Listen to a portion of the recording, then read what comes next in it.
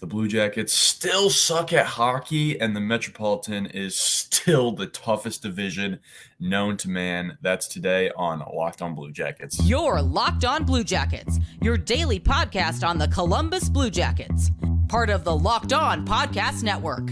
Your team every day.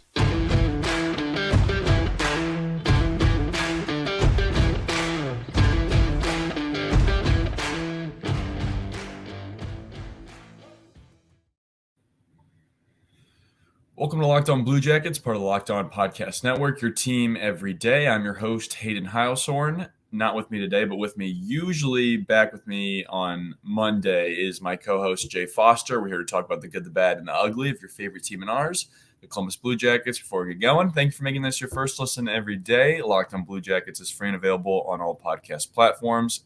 YouTube, hit subscribe if you're watching on YouTube, and the Sirius XM app. Jackets lose 4-2 in an opening night bout with the Metro rival Philadelphia Flyers, and the Blue Jackets don't suck. I don't think they suck. I think the Flyers came out and played motivated. I think in the episode leading up to the Blue Jackets and Flyers game, we talked about who were some of the big players that the Blue Jackets were going to need to shut down. Obviously, Konechny was on that list. And Cam Atkinson was on that list, being that he was playing back in Nationwide again, and he's just a good player, and he had missed all of last season. A guy that we just completely forgot to mention, who had been out for 22 months, was Sean Couturier, and boy, did they miss him. I think that was evident. I think the way that the Flyers played last night was a signal to the rest of the league. Hey, you don't count us out this year. You know, we still got plenty of pros in this lineup. And they just kicked the crap out of the Blue Jackets, I thought. I thought the Blue Jackets couldn't do squat in the offensive zone. I felt like the Jackets just weren't able to really get in rhythm the way that they had been in rhythm the whole preseason. Like the whole preseason, Jackets were snapping the puck around the offensive zone. They really looked dominant game in, game out in the preseason offensively. Even when they went on the road and lost some of those games, they still were able to create chances. And I felt like tonight they were able to create chances as well. It just, a couple bad mistakes went the other way for him. Zach Werenski has a turnover early in the game, first period, 3 minutes into the game. Zach Werenski has a turnover, leads to a 2-on-0. Joel Farabee and Sean Couturier hook up for a 2-on-0 goal on Elvis. Can't blame Elvis for that one. And in fact, I can't blame Elvis for anything tonight. Elvis actually had a really good game. I think everybody's first reaction when they saw the score was, oh, Elvis sucks. But 2 empty net goals. So he only allowed 2 goals, had 35 shots against him, had 33 of those saves, and .943 save percentage. So that's up. So Elvis, good job. Hats off to you. Can't blame you for that one. And I just felt like, and then even there was another goal later in the game. Who was it that got the goal? Oh, the other Konechny goal was also the first Konechny goal, from Scott Lofton was also off of a turnover in the offensive zone. So Blue Jackets need to clean some things up. Cam Atkinson then had a goal later in the game. That was also off a turnover. So definitely some areas where the Jackets need to clean some things up. I think Pascal Vincent is the guy to get the job done. I loved I loved all the pregame, just everything. Everything's great. Opening night vibes were fantastic. I just think we got to credit the Flyers in this one. They just played a tough game. But I was going to say about Pascal Vincent, they interviewed him before the game. They showed that interview with Jody Shelley. I think he's the guy, man. I owe everybody a huge apology for ever thinking that Mike Babcock was the right coach for this team. I think Pascal Vincent is going to be a good coach for the Columbus Blue Jackets. And they got a lot of film now, and they got a whole 60-minute game tape to work through before they get ready to play the New York Rangers. So I'm not totally worried like, oh, Blue Jackets lost this game, they suck again. I said that at the beginning, but that was my initial reaction. I was like, oh, we suck. I hate this. This sucks. After a night's rest, I think we can all agree it's just one game. The Flyers had a great game. I mean, maybe people in the moment were able to realize that. I certainly was not able to. I was like, what the heck is going on? Like, how is Zach Werenski having turnovers? Like, it's whatever. For one thing I did take from last night that I think we can all agree on is Adam Fantilli looks phenomenal. He did have his first point last night, right? Yeah, he had the assist on the Jake Bean goal, which was nice to get Jake Bean in the mix again. That's something that the Blue Jackets have missed, is an offensive defenseman that is going to come down in those areas and get goals. And you saw that out of Jake Bean. I thought that was always a thing that he brought to the table. I actually think that's a thing that Adam Boqvist brings to the table as well. But Jake Bean gets a goal off an Adam Fantilli assist, and that goal, like, that's what we're used to seeing from this Blue Jackets lineup, is just constant pressure, constant, like, great zone entries. Kirill Marchenko had a fantastic zone entry on that play. Marchenko looks really good as well. The way that he's playing that should get Blue Jackets fans excited because he keeps possession. He enters the zone well. The Blue Jackets just got so many players that are so smooth at crossing that blue line that it's going to put a lot of heat on opposing defenses in the Metropolitan Division. Now, Carter Hart was a tough cookie too last night for the Flyers, man. I mean, he had 33 shots against, had 31 saves, .939 save percentage. So it was a really good matchup for these two goalies that, as we've alluded to in prior podcasts, both of them are kind of being looked at by their fan bases as, I think you're more of a fraud than I thought you were. But again, both good performances out of goalies there. And this was a tough one to lose at home. But again, I think the Blue Jackets maybe should just be able to shake this one off and move on. I got some more thoughts on this, and I'd like to get to those thoughts here in just a second. We got to take a quick break here on Locked on Blue Jackets.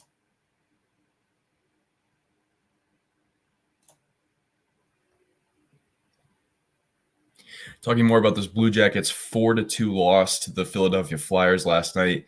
And yeah, not a good way to start the season. By no means not a good way to start the season for Columbus. Some positives that you take are, I keep thinking, every time I'm like, I want to blame somebody here in this game, I look to the turnovers. And if the Blue Jack, like if Zach Werenski cleans up his zone entry on that first goal, then you take that goal off the board, and then it's a 1-1 game in the third period. So it's like, we kind of knew that this game, first of all, we thought that this game might just blow up and be a high-scoring game like the Blue Jackets and the Flyers played all last year.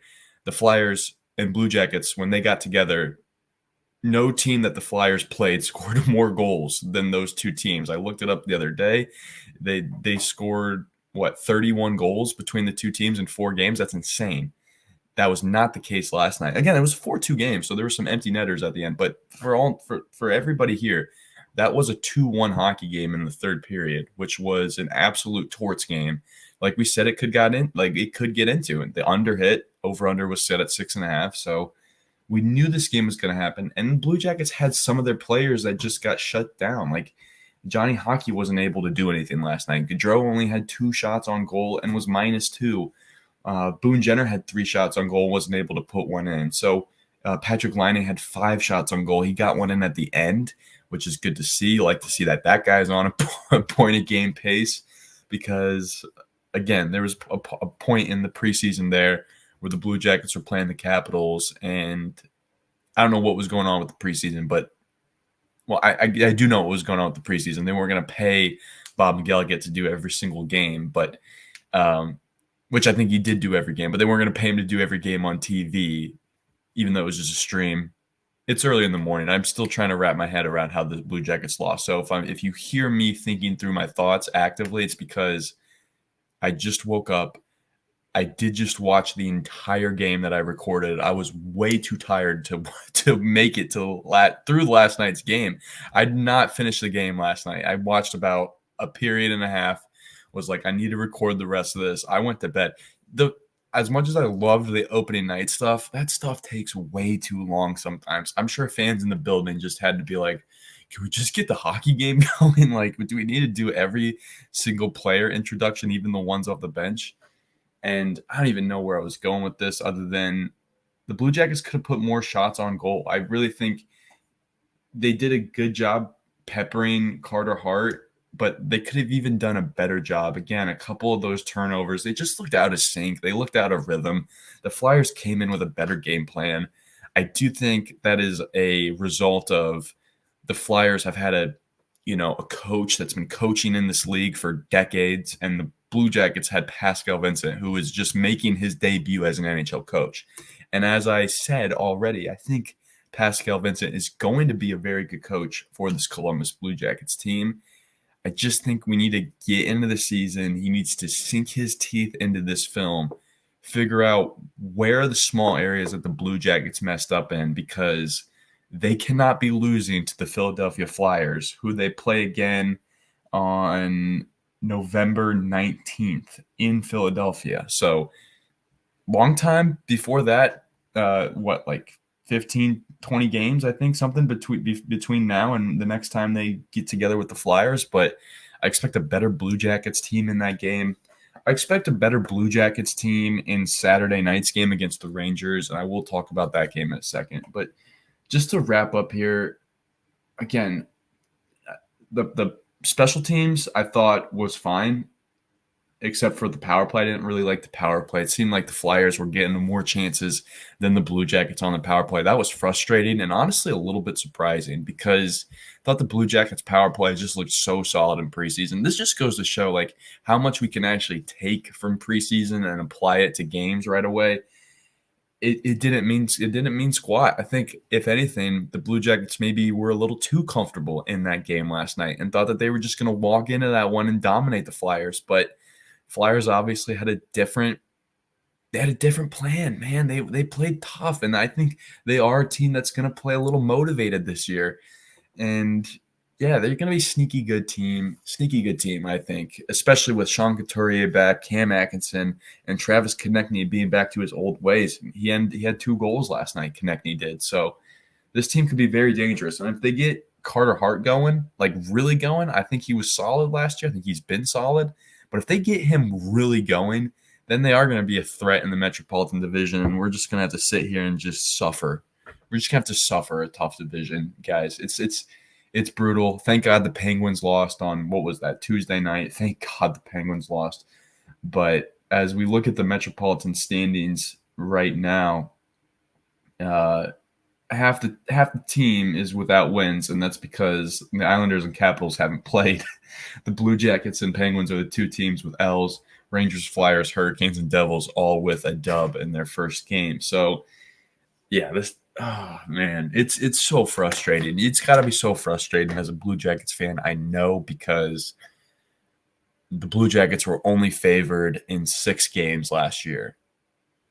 6 games. They were favored in 6 games last year out of the 82, and they start this one with a brand new defense, with a brand new coach, brand new young rookie, and they're favorites, and they just get nothing done. They get no points out of this one.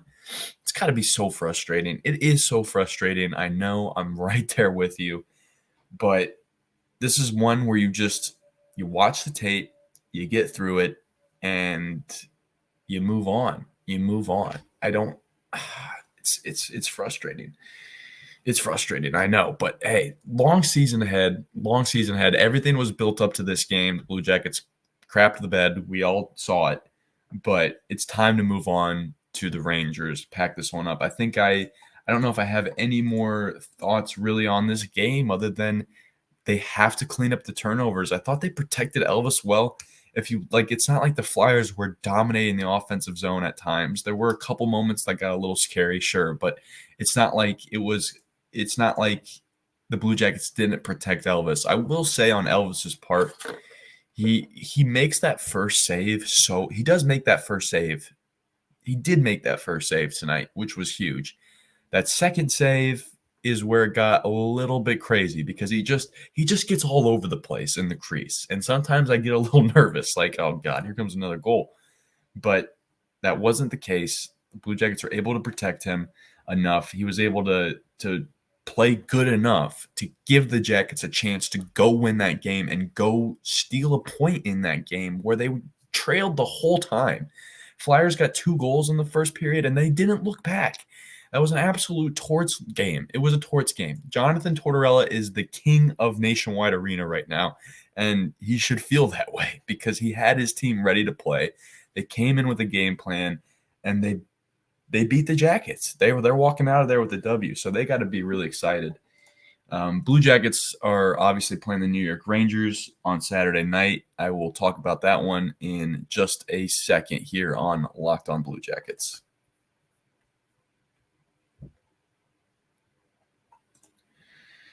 NHL season got underway for the Jackets last night. We have been yearning for this. I absolutely love the NHL. I love the Columbus Blue Jackets. That's why I'm here. That's why you're here.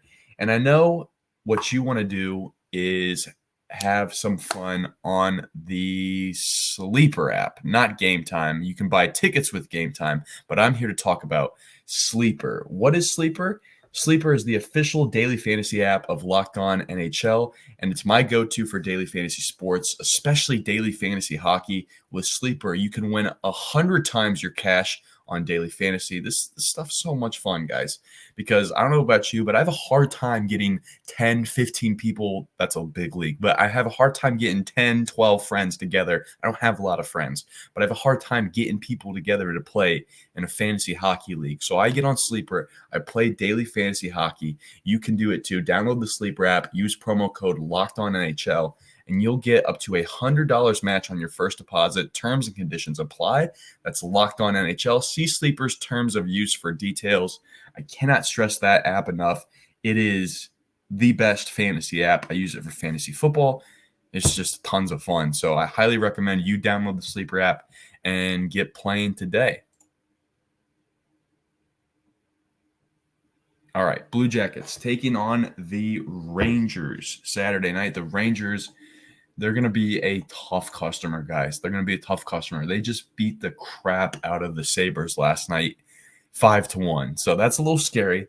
Don't get me wrong. But this is the NHL, right? There's a lot of parity in this league. The Blue Jackets, I think they feel a little bit – they probably feel like they got pantsed last night.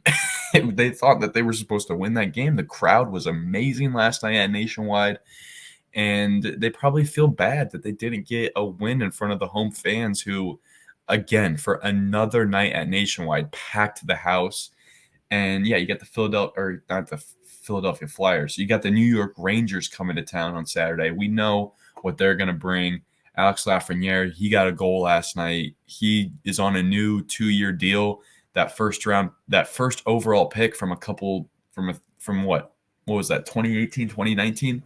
He's tough. He had a goal last night. Granted, he's a product of what is a very talented team, and he's playing on a line with Artemi Panarin.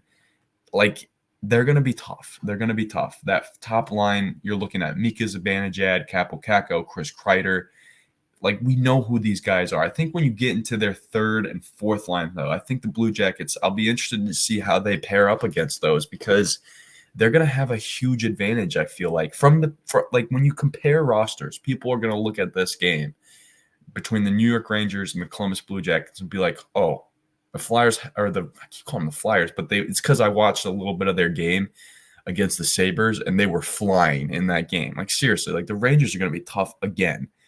But this is an opportunity for the Columbus Blue Jackets to just shut up the haters like me, who start their YouTube videos by saying, we suck. This is a chance for the Blue Jackets to get some points against the Rangers, get 2 points against the Rangers, and just take it all back. Just take it all back. Get this thing right back on track because, listen, after you play the Rangers, you got the Red Wings and the Flames at home, and then you go on the road to Minnesota. So I think those are 4 winnable games before you come back home and play the Ducks, and I think that's a winnable game. And then you play the Canadians. Like, the Blue Jackets have an opportunity here to stack the wins.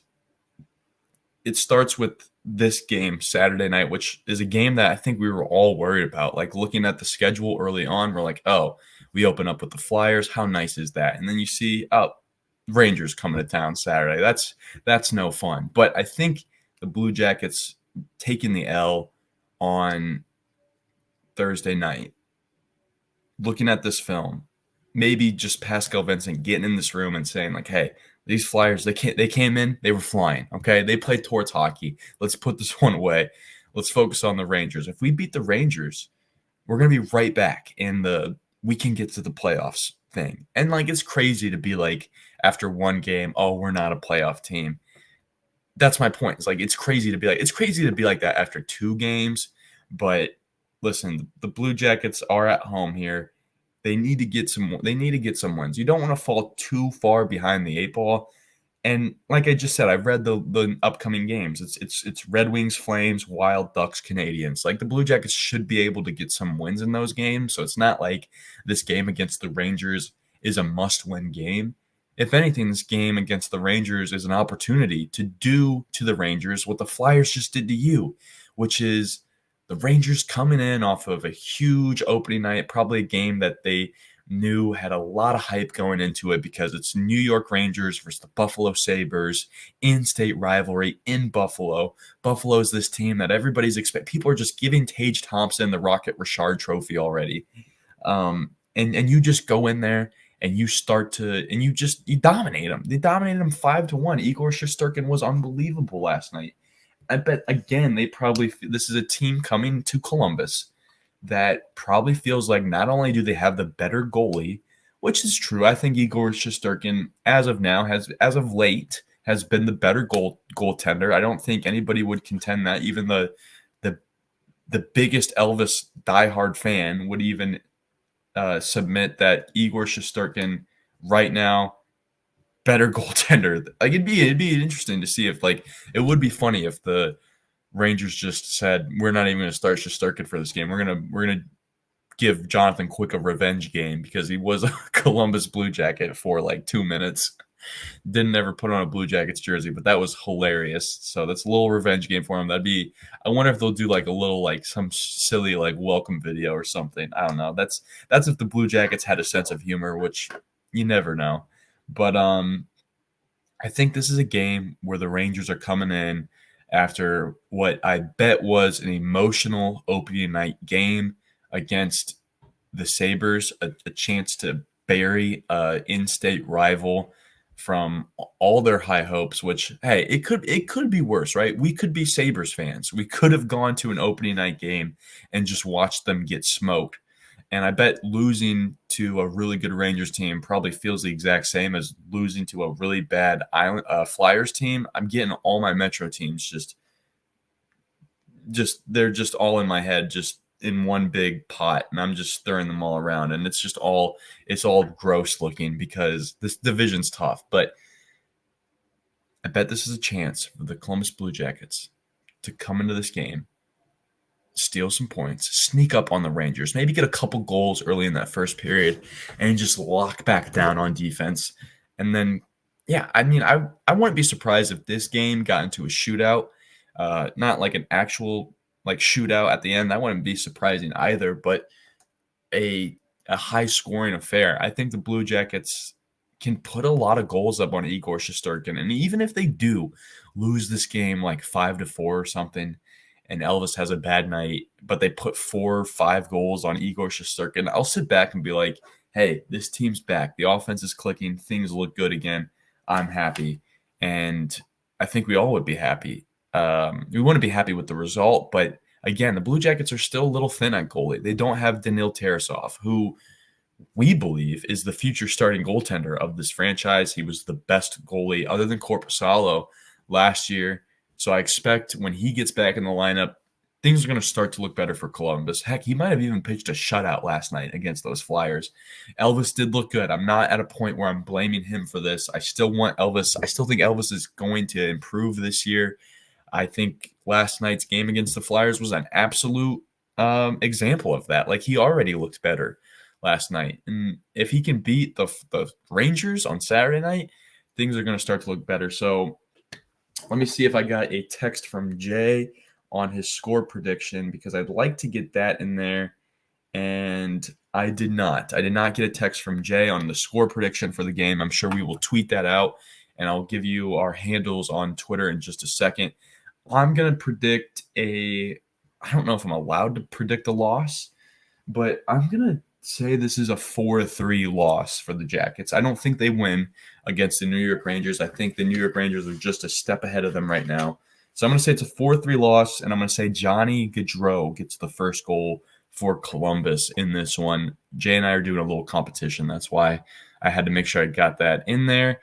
Thank you so much for checking us out today. You will hear us on Monday react to this Rangers game.